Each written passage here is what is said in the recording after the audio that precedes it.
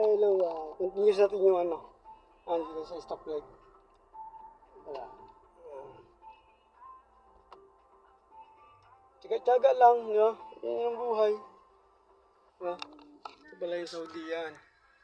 Yung maganda pag kasi hindi ko sa stoplight. Yan.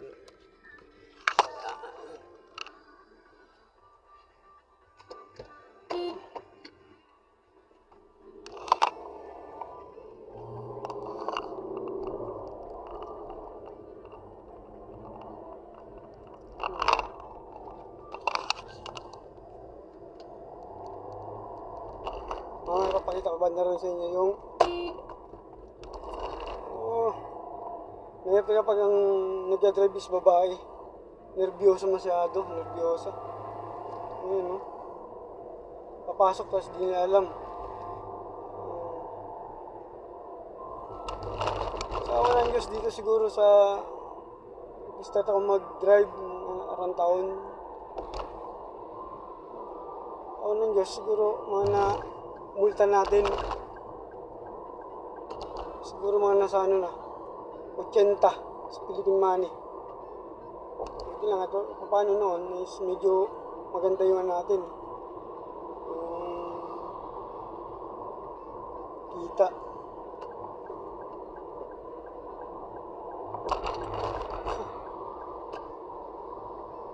Papasok na tayo ng ng tunnel. Papakita ko sa inyo yung tunnel. Dahil mga camera dun. Kasi dati nakuha niya ako ng camera sa tawag ba? Ibayad ako 500. Tapos yung pumunta kami ng damam ng pamangkin ko, ako na gano'n rin. Overspeeding naman ako. 600 naman ang binayaran ko, overspeeding. Diba?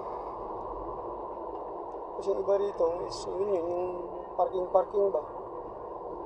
Bibili ka sa tindahan. Yung pala, nakuha na nga ng camera ng pulis. Kaya sila sasabihin kasi darating na sa yun. Kaya ngayon nasa ilalim tayo ng tunnel. Sa tunnel tayo ngayon. Ayan. Yung pinakamakabang tunnel. Ayan.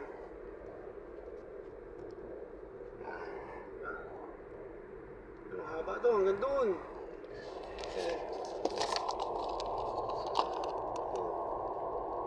Lang. Sige, ganyan lang kasi medyo mahaba na. Okay, bye-bye. Good night sa Philippines. Good night. Good morning na pala. Yes. 11:34 na. Dito, gabi pa lang. Okay, good night. God bless.